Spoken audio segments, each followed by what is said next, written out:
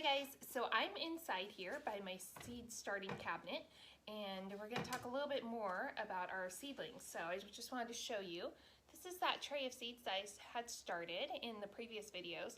It's been almost 2 weeks now, and as you can tell they've got a great start. Some of them are even about ready to get potted up into larger containers here soon. You can see the squash over here really took off.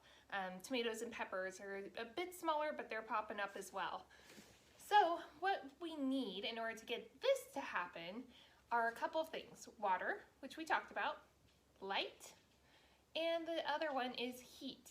So how do we get those items to our seeds? As you can tell, I've got this nice cabinet.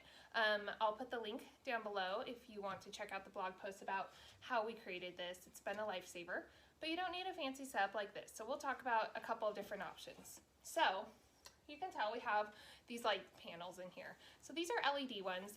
They're actually blue and purple lights, so they better mimic the UV rays of the sun. This brand is called GrowTech, and you can order them on Amazon.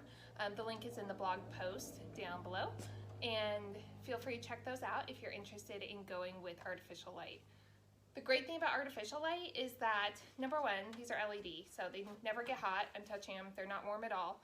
They don't use a lot of electricity, and you can grow anywhere.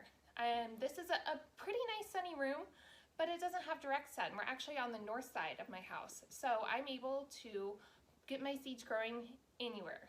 But if you don't have grow lights, that's okay too. You can use a nice sunny window. So a west-facing or south-facing window is best. It's going to be the warmest, and it's going to get the most sun throughout the day. So one thing about windows is you're going to start to see your little seedlings are gonna start leaning towards that sun. And when you see that happens, it's called stretch. They'll either get really kind of long and spindly because they're stretching up for that sun.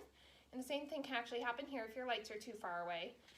But you want to be sure if you're using a sunny window, make sure to rotate your seeds regularly so that they're not all bending one way and bending back the other. It's okay if they bend a little, and they will if you're using a sunny window, but just make sure you're rotating them so that they don't flop over too much. Okay, so that's light. Let's talk about heat.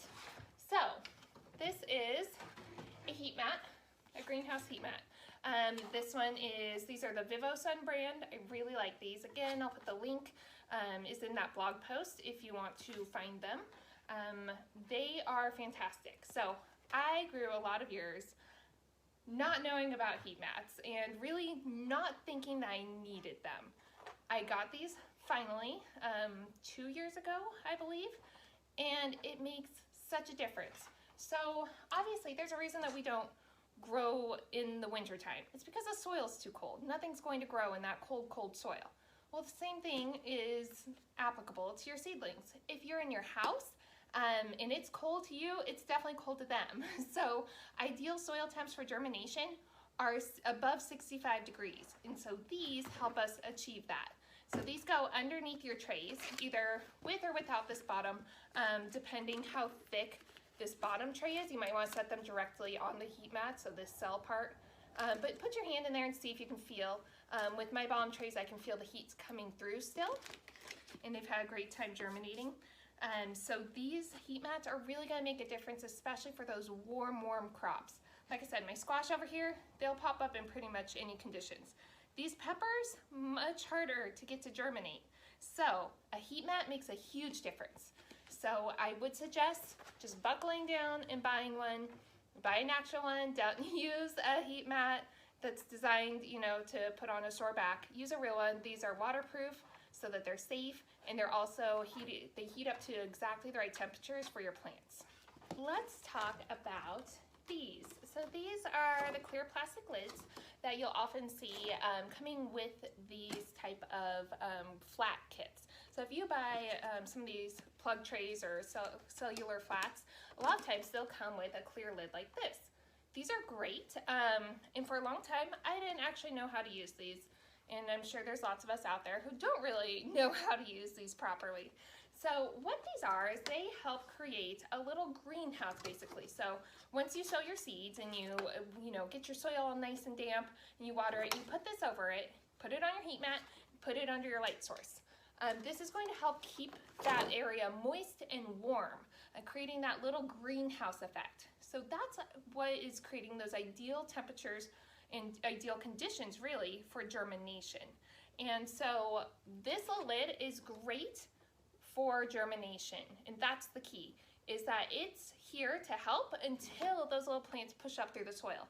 Now, once they've popped up, like these ones are well popped up, but once you start to see them fully push through that soil, it's time to take this off, because after that, airflow actually becomes really important.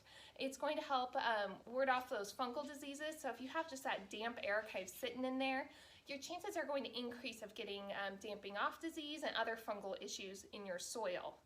And so with these, remove them once your seeds have fully germinated, and then make sure you've got good airflow to your plants. Once these guys get a little bit bigger, I actually put a little fan on them, a little rotating fan, and so that helps them get strong and kind of mimics the wind. I also go through, like these ones that are bigger, and I start doing this with my hands. That's actually going to help them become a little bit more resilient and strong, so that when we start hardening them off outside, they're not going to be as weak to those conditions if there's a breeze. And it also, a little fan is going to also help increase your circulation of the air around the root of the plant and around the base of the plant, so that it's going to help prevent those diseases like the damping off disease. So there is your tip for the day. Hopefully your seeds are doing well, and we'll see you next time for some more tips.